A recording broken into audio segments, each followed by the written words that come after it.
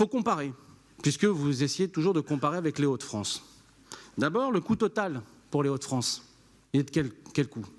1 milliard d'euros. Pour la Bretagne, c'est 2 milliards. Le coût moyen de la prise pour les Hauts-de-France, 650 euros. Prix moyen pour la Bretagne, 2000. Quelle est la couverture des zones privées pour les Hauts-de-France? 70% de la population. Nous, 40%. Quel est le choix de modèle économique qui a été fait? Nous avons fait le choix de l'affermage pour récupérer les redevances. Et ces redevances vont nous permettre de réinvestir, peut-être d'accélérer. Nous en discuterons ensemble lors du conseil syndical. Eux, c'est une concession.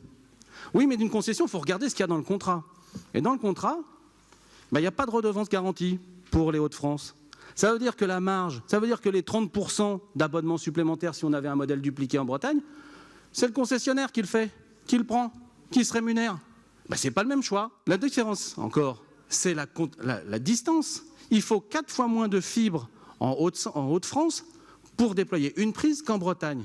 Combien de kilomètres de fibres il faut pour fibrer la zone de Lamballe? 250. 250. Il faut 4 fois moins de fibres en Hauts-de-France qu'en Bretagne. Chez vous, c'est 250 km de fibres optiques qu'il a fallu déployer à Lamballe. 47 mètres en règle générale par prise. À Saint-Servais, c'est 247 mètres de fibres qu'il faut par prise. Je regrette, le coût il est inévitablement différent que ce qui peut être fait avec les Hauts-de-France.